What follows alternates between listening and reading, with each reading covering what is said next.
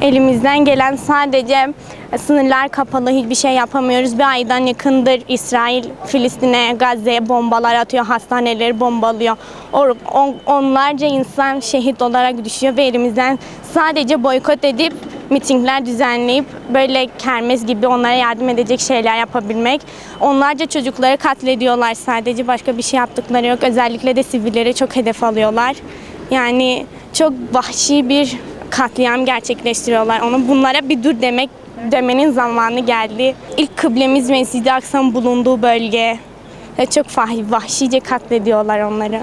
Boykot edebiliriz. Mesela boykotlarımıza devam edebiliriz. Onların ürünlerini almamaya çalışabiliriz. Mesela Türkiye'nin de bir sürü ürünleri var. Biz onları da alabiliriz. İsrail'e elimizden geldikçe onları lanetleyebilir, Allah'a dua edebiliriz.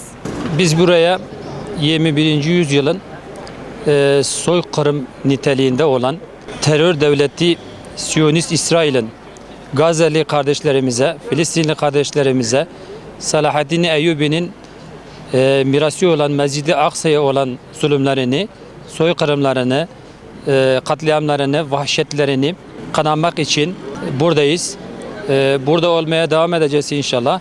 Bütün sosyal toplum dinamitlerinin harekete geçmesi gerektiği kanaatindeyiz. Bir vahşet uygulanmaktadır Filistin'de, Gazze'de. Uluslararası bütün vicdan sahibi insanları inisiyatif almaya davet ediyoruz. Şehri Nuh'tan Kudüs'e selamlar olsun. İşin doğrusu biz her televizyonu açtığımızda ya da radyoya kulak verdiğimizde oradaki katliamları görüyoruz. İçimiz parçalanıyor, yanıyor. İnsanlık olarak bırakın hani dinleri, meşrepleri falan, insanlık namına vahşet işleniyor ve bunu biz dünyadaki bütün insanlar olarak televizyondan canlı katliamları izliyoruz. Düşünün, insanlar katlediliyor ve biz izliyoruz.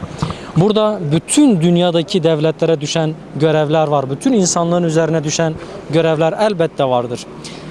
İnsan hakları savunucuları bugün bile İsrail terörü hastane bombaladı, camileri bombalıyor, mülteci kamplarını vuruyor, sivil evleri vuruyor. Bütün insanlığın hani gözü önünde bunları yapıyor. İnsanların daha fazla sokağa çıkmaları lazım. Protestoların daha yoğun olması lazım. Özellikle devlet büyüklerinin de İsrail ile olan resmi ilişkilerini gözden geçirmeleri, kopmaları, bırakmaları gerekir resmi yoldan da. Biz vatandaşlar ise elimizden geldiğince boykotlara devam, sokaklara inmeye, sesimizi çıkartmaya, oradaki insanları duymaya, görmeye ve haykırmaya devam etmeliyiz. Bunları dile getirmek zorundayız. İnsanlık görevimiz bunu gerektiriyor. Müslüman olarak biz şu an oradaki vahşeti sadece izleyebiliyoruz. Artık televizyonlara dahi, sosyal medya hesaplarına dahi bakamıyoruz. İnsan o kadar duygusal oluyor ki artık yani başka planlar bence devreye konulmalı.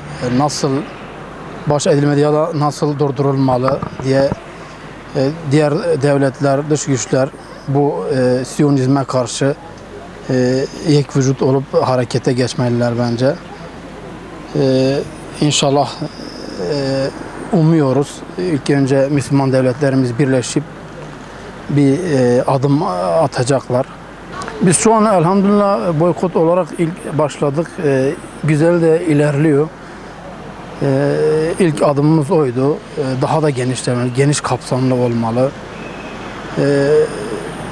Boykot olarak yapabildiğimizi yapmalıyız. Onun dışında da vicdanen de elimizden geleni yapmalıyız.